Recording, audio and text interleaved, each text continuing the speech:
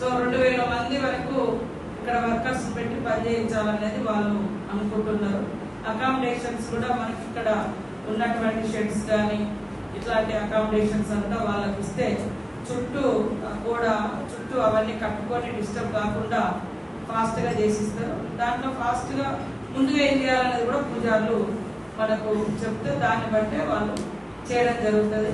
దయచేసి ఇది ఒక యజ్ఞం కంటే ఎక్కువ చిత్తశుద్ధితోటి, భయంతో, భక్తితో, మరి మనం ఎంతో నమ్ముకొని విశ్వాసంతో చేస్తున్నటువంటి పని కాబట్టి ఇందులో ఎవరికి ఎలాంటి దురుద్దేశం ఉండకూడదు. మంచి జరగాలి, సమాజానికి మంచి జరగాలి, తల్లుల కీర్తి కొన్ని తరాల జనాలకు అందించాలి అనే ఉద్దేశంతో చేపడుతున్నటువంటి యొక్క గొప్ప కార్యంలో అధికారులందరూ కూడా అంతే చిత్తశుద్ధితో ఫాస్ట్ గా చేయడం కోసం సహకరించండి. బయట నుంచి వచ్చేటువంటి అధికారులు కూడా ఉంటారు కాబట్టి వారికి కూడా సహకరిస్తూ మీ బయట పనులు ఏర్పాట్లు అన్నీ ఉంటాయి. జాతర ఏర్పాట్లు, మిగతా సైడ్ లైన్స్ లేదా ఇంకా బిల్డింగ్స్, మెయిన్ రోడ్స్ ఇవన్నీ ఉంటాయి. కానీ అన్నిటికంటే ఇంపార్టెంట్ ఇప్పుడు మనకు గుడి నిర్మాణం.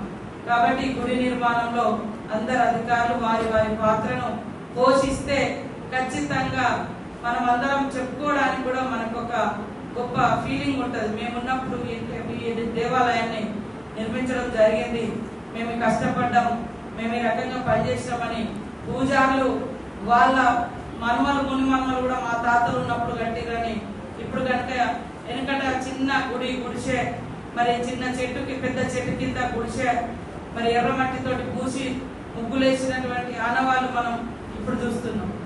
అట్లా ఒకప్పుడు మన తాతలు ముత్తాతలు నుంచి స్టార్ట్ అయినటువంటి పూజా కార్యక్రమాలు ఈరోజు మారుతున్న జనాలకు అనుగుణంగా, వస్తున్నటువంటి మార్పులకు అనుగుణంగా మనం కూడా మరింత పటిష్టంగా చేసుకోవాలి. కాబట్టి ఈరోజు ముఖ్యమంత్రి గారికి కూడా ఒక నమ్మకము, విశ్వాసము, మరి మన రేవంత్ రెడ్డి గారికి ప్రత్యేకంగా సమ్మక్క సారమ్మ మీద ఉన్నటువంటి భక్తితోటి వారు చేస్తా ఉన్నారు.